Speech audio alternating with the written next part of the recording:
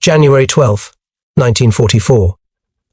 The Pacific dawn breaks over a restless sea, a pale light glinting off rolling waves. A lone U.S. submarine slices silently through the water, its hull humming with restrained power. On the bridge, the crew strains against the cold wind, eyes fixed on the horizon. Somewhere ahead, the outlines of Japanese warships emerge, convoys of transports, destroyers and freighters, each vessel carrying men, fuel and supplies for a faraway battlefield.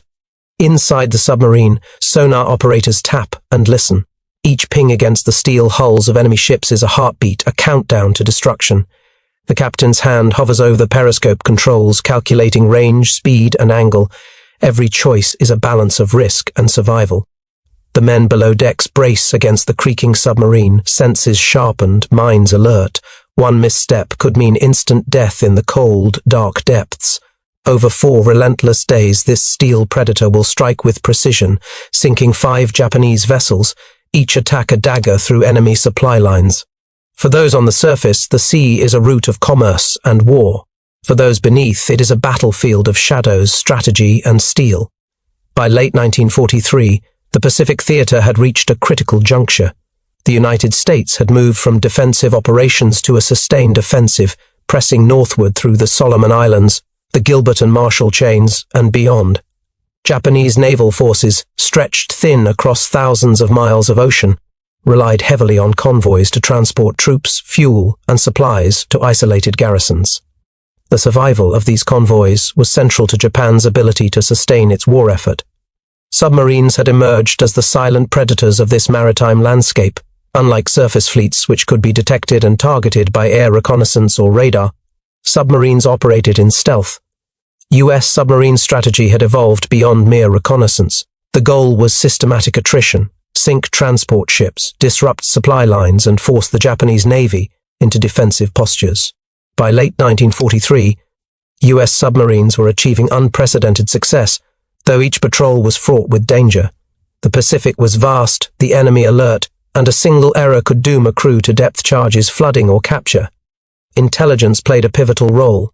Code-breaking units, intercepting Japanese naval communications, could provide approximate convoy locations, vessel compositions, and escort strength. Patrol routes were plotted meticulously, often requiring submarines to navigate hundreds of miles of open ocean with no visual contact, relying solely on charts, radio intercepts, and periscope observations. In many ways, these patrols were exercises in patience, precision, and timing. Torpedo technology was both a tool and a gamble. By 1944, the Mark 14 torpedo had undergone modifications to improve reliability, yet failures persisted. A dud could expose the submarine, wasting a rare opportunity and revealing its position to vigilant destroyers. Crews learned to calculate speed, angle on the bow, and distance with painstaking accuracy. Each decision carried immediate consequences. A misjudged attack could lead to counter-detection, depth charge barrages, and a desperate fight for survival beneath the waves. The psychological burden on the crew was immense. Submarine patrols were measured in weeks, sometimes months, confined to narrow steel tubes under extreme conditions. Food was limited, fresh water rationed, and the constant hum of engines, pumps, and sonar equipment pressed on the mind. The tension was a living thing. Every sonar ping, every shadow on the horizon could signal an approaching threat. Yet the men were trained to convert this stress into focus, to treat fear as data. The captain's decisions were informed not just by charts and code intercepts, but by the measured instincts of seasoned submariners, honed under fire. Japanese naval operations were evolving in response. Convoys traveled under escort, often with destroyers equipped for anti-submarine warfare. Depth charges, sonar detection, and coordinated maneuvers were standard defensive measures.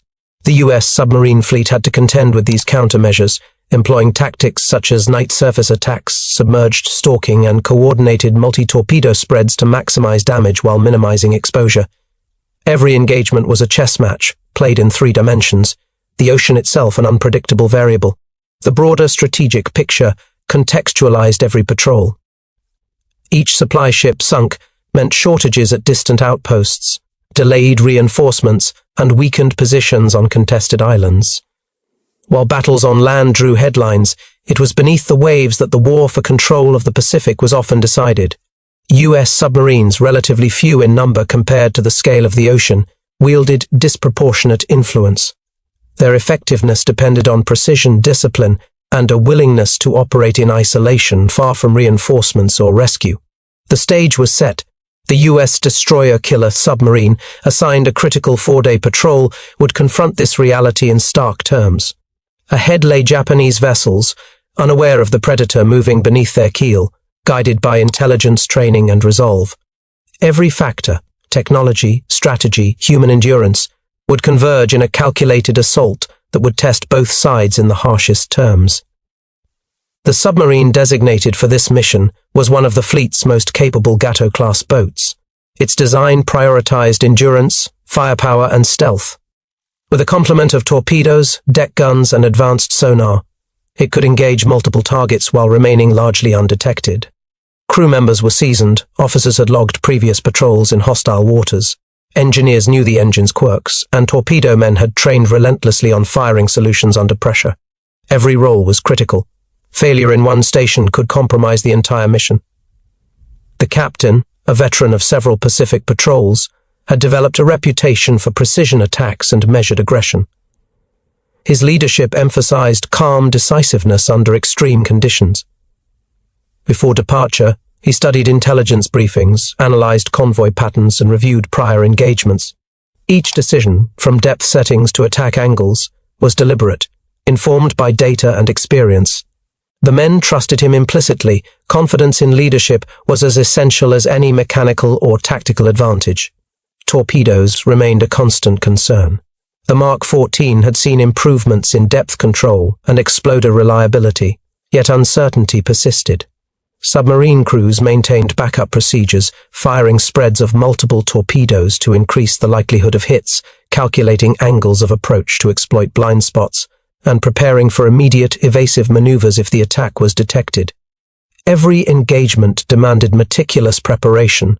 The margin for error was infinitesimal. The convoy expected during this patrol was typical of Japanese logistical operations, a combination of troop transports, fuel tankers, and supply ships escorted by destroyers trained in anti-submarine warfare. The escort's presence amplified the danger. They patrolled aggressively, scanning for periscopes, listening for sonar echoes, and ready to deploy depth charges with lethal precision. The submarine would need to balance aggression with caution, exploiting gaps while avoiding detection. Environmental conditions also played a critical role. Submerged, the submarine relied on periscope observations and sonar readings, both affected by weather, sea state, and thermal layers in the water. Nighttime offered concealment but reduced visibility. Currents could alter approach angles. Even minor miscalculations in speed or heading could compromise the mission. Submarine warfare in the Pacific was a science as much as it was an art, requiring mastery over technology, intuition, and the unpredictable variables of the ocean. As the submarine departed its base, the crew moved through their drills with practiced efficiency. Every lever, gauge, and instrument was checked. Every man understood the stakes. In the vast expanse of the Pacific, the line between hunter and hunted was razor thin. The coming days would demand every skill they possessed, testing endurance, courage, and coordination under the relentless pressure of combat. The stage was fully established. The U submarine, its crew primed and its captain resolute, would enter enemy waters with a singular objective: disrupt the Japanese supply chain, sink enemy ships, and survive against a prepared and determined foe. The next hours would transform calculated strategy into lethal action. Below the waterline, the crew of the submarine lived in a world of claustrophobic steel and constant tension. The air was thick with the smell of diesel, sweat, and sea. Bunks were stacked like shelves, leaving little room for comfort. Every man had a role. Sonar operators listened for the faintest echo. Torpedo men prepared ordnance with mechanical precision. Engineers monitored the engines, and lookouts scanned the horizon from the periscope. Sleep was fractured, meals were minimal, and the knowledge that death could arrive in seconds was ever present. Yet camaraderie and discipline forged resilience. Each man understood that survival depended not only on the vessel's machinery, but on every action, every decision executed without hesitation. Anxiety was converted into focus. Fear became data to process and act upon. Tactically, the submarine operated as both predator and ghost. Patrol routes were calculated using intelligence intercepts and patterns from previous encounters. Approaches relied on stealth, night surface runs to close distance, submerged stalking during daylight, and careful management of speed to minimize noise. Torpedo spreads were calculated to maximize impact while minimizing exposure. The captain had to anticipate the escort's countermeasures, destroyer zigzags, sonar sweeps, and depth charge patterns. Timing was everything. A single miscalculation could betray position, forcing a retreat into the depths, where the submarine would endure hours of pounding from explosives designed to crush steel hulls and morale alike. The Gato-class submarine represented the cutting edge of naval engineering in 1944. Its diesel-electric engines allowed for extended submerged operations, and the hull's design permitted deep dives beyond the reach of many surface weapons. Torpedoes, the primary offensive tool, were loaded into multiple tubes and primed for rapid deployment. Each Mark 14 torpedo required precise calculation of speed, distance, and angle of attack. Sonar and periscope systems provided critical information, translating the chaos of the ocean into actionable data.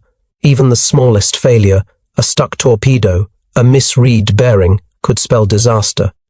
Every technological advantage was leveraged to turn the ocean into a controlled battlefield. From the Japanese viewpoint, convoys were vital arteries of the Empire's war effort. Destroyers patrolled with vigilance, scanning for the telltale signs of a lurking submarine.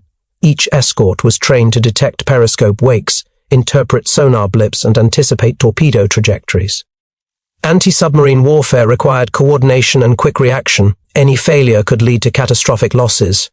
The enemy's psychological state was defined by the knowledge that the Pacific was becoming increasingly hostile, with stealthy predators capable of striking unseen.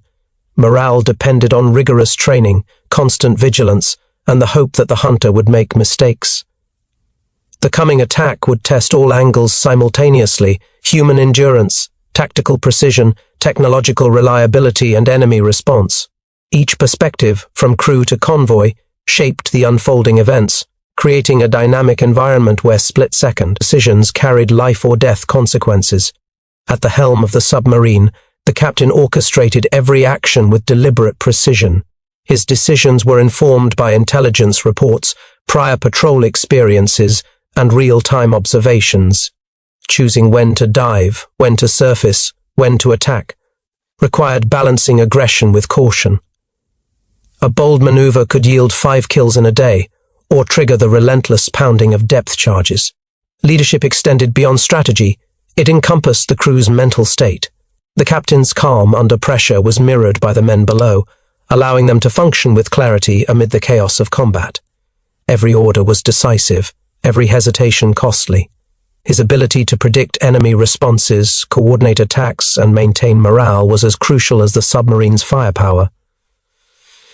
Killing from beneath the waves imposed a distinct psychological burden. Crew members were fully aware of the lives carried by the ships they targeted. Transport vessels contained supplies, fuel, troops, human cargo whose destruction had immediate consequences. Yet wartime ethics were subordinated to strategic necessity. Submariners reconciled this by focusing on mission objectives and the broader impact. Each successful strike hastened the end of the conflict and reduced Allied casualties on distant islands. The tension between duty and conscience was constant. After each attack, silence filled the submarine, punctuated only by the hum of engines and the faint groan of steel, leaving men to process both relief and the gravity of their actions. Success depended on the submarine functioning as a singular organism. Torpedo teams, sonar operators, navigators, and engineers operated in perfect synchronization. Commands flowed rapidly, executed without error. Firing solutions were calculated under pressure, adjustments made for current, wind, and enemy movement. Even minor mistakes, a misread bearing, a delayed torpedo tube reload, could compromise the attack. Efficiency was cultivated through rigorous drills, repetition, and an understanding that each individual action contributed to survival. In combat, the vessel became an extension of human coordination and discipline. Japanese escorts responded with predictable aggression, yet unpredictability remained their greatest asset. Convoy formations, evasive maneuvers, and coordinated depth charge patterns forced the submarine into constant adaptation. Every engagement was a duel of observation, calculation, and timing. The enemy exploited environmental factors, sun glare, wave motion, and thermal layers to detect or evade. A single miscue could result in catastrophic damage to the submarine. The U.S. crew's challenge was to maintain initiative while anticipating the opponent's adjustments, turning the enemy's strategies against them without revealing their own position. Despite the submarine's advanced design, technology imposed limitations. Battery endurance restricted submerged time. Torpedoes could fail or detonate prematurely. Sonar readings could be misinterpreted. The crew compensated through redundancy, cross-checking instruments, and applying judgment born of experience. Innovation occurred in real time, modifying approach angles, coordinating multi-torpedo attacks, and exploiting enemy blind spots. Combat was as much a contest of ingenuity as of firepower, requiring both technical knowledge and situational awareness. Each of these angles converged on the same critical moment: the approach, attack, and sinking of the Japanese convoy. Human resilience, tactical precision, leadership, technological mastery, and enemy behavior intersected, creating a scenario where success demanded total alignment of every factor. The next phase would reveal the consequences of these preparations in relentless, calculated action. January 13, 1944, dawn light fractured over the Pacific, revealing a Japanese convoy moving along its plotted course. From the periscope, the captain observed 5 vessels, 2 destroyers flanking 3 supply ships. The convoy's movement was steady, unaware of the predator submerged below. The sonar operator's headset crackled with distant echoes, each signal a potential target. Every second mattered. The submarine maneuvered into attack position. Depth was adjusted to 60 feet, engines silent, propellers turning slowly to avoid cavitation. The torpedo room prepared a spread. 4 Mark 14s primed, calculated to hit at staggered intervals. The captain checked range and speed, using angle on the bow measurements to predict the convoy's trajectory. Calculations complete, he issued the command, fire. The first torpedo struck a medium-sized freighter amidships. Explosions tore through the hull. Flames erupted, smoke clouding the horizon. The destroyers reacted immediately, zigzagging to evade further hits, releasing depth charges with precision. The submarine dove deeper, the crew bracing for the concussion. Metal groaned as shockwaves passed over the hull. Engineers monitored stress gauges, all systems held. Within minutes, the second torpedo found its target, a fuel tanker.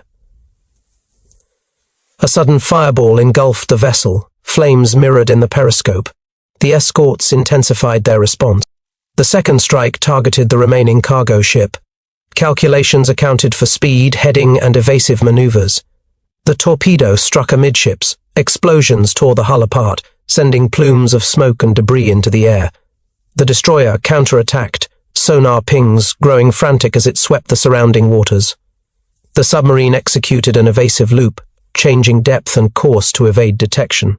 Crew members were tense but composed. Months of training coalesced into flawless execution. The final engagement required a combination of patience, strategy, and timing. The escorting destroyer, now hyper-aware, scanned for anomalies.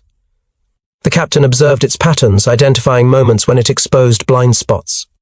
At the precise instant, a torpedo was fired, striking the destroyer near its engine room. A violent explosion rocked the vessel. Flames and smoke rose above the waves. The Japanese crew scrambled, yet the attack left the ship immobilized and sinking. Over 4 days, the submarine had executed 5 successful strikes. Each attack demonstrated mastery of stealth, technology, and tactical timing. Every maneuver relied on human precision under extreme conditions, sonar operators decoding faint echoes, torpedo crews calculating fire solutions, engineers maintaining silent operation under stress, and the captain orchestrating all with unwavering control. The Japanese convoy, once a cohesive defensive unit, was now fragmented, sinking, or incapacitated. Strategic objectives had been achieved: disruption of supply lines, destruction of critical resources, and psychological demoralization of the enemy. The submarine, tested to the limits of human endurance and mechanical reliability, remained intact. Crew members emerged physically exhausted but mentally sharp, having transformed intelligence, preparation, and skill into decisive action beneath the vast expanse of the Pacific. The operation had reached its apex. The submarine's lethal efficiency demonstrated the convergence of human resolve, tactical ingenuity, and technological superiority. The following hours would reveal the broader consequences of these 4 days, both for the Japanese forces and the strategic calculus of the Pacific War. The immediate toll of the submarine's 4-day operation was evident in both material and psychological terms. 5 Japanese vessels had been sunk, 3 cargo ships, 1 fuel tanker, and a destroyer. Each loss represented not only supplies and equipment, but also the personnel aboard, engineers, sailors, and troops en route to contested islands. Japanese naval reports, compiled in the days following the attacks, acknowledged the severity of the disruption, noting the convoy's fragmentation and the escort's inability to prevent multiple sinkings despite rigorous anti-submarine protocols. The destruction of the fuel tanker had disproportionate impact. Fuel shortages affected both surface fleets and aircraft operations across the region, slowing reinforcement and resupply. Intelligence reports indicated that several garrisons relying on these supplies would face logistical delays lasting weeks. Cargo vessels carrying ammunition, food, and essential materials were gone, forcing command centers to reroute resources or risk operational pauses. These losses reverberated far beyond the immediate engagement, altering the tempo of Japanese defensive planning. On the US side, the operation was meticulously documented. After-action reports emphasized the crew's execution under pressure, the precision of torpedo strikes, and the effectiveness of evasive maneuvers against depth charges. The captain's leadership was highlighted, noting his ability to coordinate attacks, maintain morale, and adapt tactics in real time. Engineers' maintenance under stress, sonar operators' interpretive skills, and torpedo crews' accuracy all contributed to a near-perfect patrol record. The psychological impact on Japanese forces was substantial. Surviving crew members of sunk ships reported heightened alertness and growing suspicion of submarine activity along transit routes. Convoy commanders became increasingly cautious, altering formations and increasing escort numbers. This defensive posture slowed transport operations and increased operational strain, creating vulnerabilities that could be exploited in subsequent patrols. The submarine's success demonstrated the potency of focused, intelligence-driven attacks, emphasizing that even a single well-executed patrol could disrupt entire supply chains. The broader strategic environment began to shift. Japanese Naval Command recognized the growing threat posed by US submarines, prompting revisions to convoy procedures, anti-submarine training, and patrol patterns. Meanwhile, US naval planners incorporated lessons from the operation into doctrine. Coordinated torpedo spreads, night surface approaches, and calculated risk-taking were validated as essential elements of successful submarine warfare. Reports from US Naval Command confirmed the strategic value of the patrol. The sinking of 5 enemy vessels over 4 days represented a significant disruption to Japanese supply lines. Intelligence assessments highlighted the cumulative effect. Fuel, munitions, and provisions intended for garrisons on contested islands were lost, delaying reinforcement and weakening defensive positions. Operational planners noted that these losses forced the Japanese to reroute convoys through more hazardous waters, stretching escort resources and increasing exposure to further submarine attacks. The surviving crew aboard the submarine received recognition for their skill and discipline, though formal commendations were secondary to the operational focus. The mission validated existing training protocols and underscored the importance of preparation, coordination, and leadership in high-stakes environments. Each crew member had executed a precise role. Navigators maintained silent courses, sonar operators interpreted every ping, torpedo crews calculated firing solutions under pressure, and engineers ensured systems remained fully operational despite depth charge vibrations and mechanical stress. Technological assessments followed the patrol. The performance of the Mark 14 torpedo, previously inconsistent, was re-evaluated under real combat conditions. Successful strikes reinforced confidence in improved depth control mechanisms and exploder reliability. Sonar readings, periscope optics, and hull performance were analyzed, providing insights that informed subsequent patrols and refinements in submarine tactics. The integration of intelligence, human skill, and mechanical reliability emerged as the decisive factor. Japanese Naval Command undertook a review of convoy protocols. Reports emphasized the need for increased anti-submarine vigilance, better communication between escorts, and tactical adjustments to mitigate submarine attacks. Morale among surviving crews was strained, confidence in convoy safety had eroded. The perception of U.S. submarine dominance began to influence strategic planning, forcing commanders to adopt defensive postures rather than offensive flexibility. The 4-day operation demonstrated the cumulative impact of disciplined, precise, and intelligence-driven submarine warfare. While the individual engagements were tactical, their effects extended strategically, influencing operational planning, supply chains, and morale. The success of this patrol highlighted the evolving nature of naval combat in the Pacific, where technology, human endurance, and leadership converged beneath the waves to reshape the theater of war. The 4 days of calculated strikes beneath the Pacific surface exemplified the shifting dynamics of naval warfare.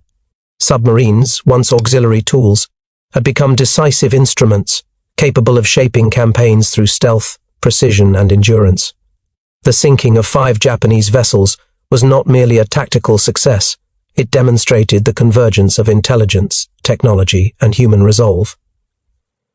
For the crew, the mission left an indelible mark.